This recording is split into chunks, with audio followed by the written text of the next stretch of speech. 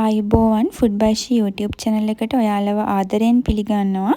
අද මම හදන්න යන්නේ වෙනස් විදියකට හදන අඹ අයිස්ක්‍රීම් එකක්. මේකට අවශ්‍ය වෙන්නේ අඹ ග්‍රෑම් 150ක් සහ මිල්ක් මේඩ් ග්‍රෑම් 120ක්. අපි බලමු මේක කොහොමද හදන්නේ කියලා. අපි මුලින්ම අඹ ටික මේ විදියට කපා ගන්නවා.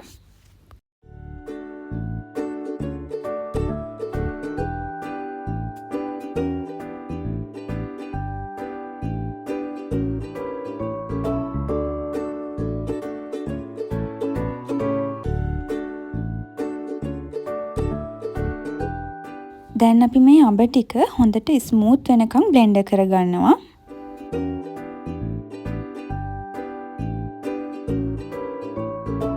දැන් බෝල් එකකට අපි හොඳින් බ්ලෙන්ඩ් කරගත්ත අඹ ටික සහ මිල්ක් මේඩ් ටික දාලා කවලම් කරගන්නවා. ඔයාලා ගනිපු අඹවල පැණි රස අඩුයි නම් ඔයාලට පුළුවන් මේ වෙලාවේදී සීනි ටිකක් එකතු කරගන්න. මම ගනිපු අඹ ගොඩක් පැණි රස නිසා මම සීනි එකතු කරන්නේ නැහැ.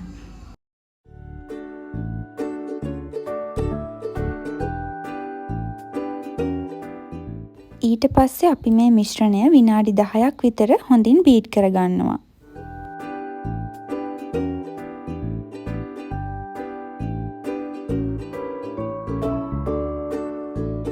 දැන් අපි මේ මිශ්‍රණය මේ වගේ ප්ලාස්ටික් කන්ටේනර් එකකට දාලා පියනෙන් හොඳට වහලා ෆ්‍රීසර් එකේ පැය 8ක් විතර තියාගන්නවා.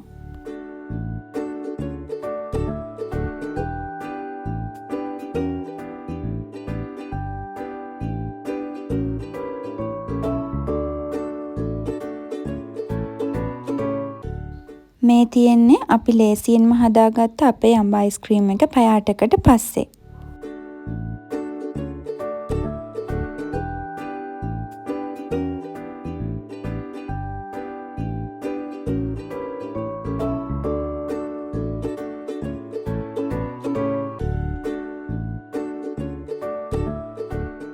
ඉතින් මේ වගේ තවත් රසවත් රෙසිපි මගේ channel එකෙන් බලා ගන්න.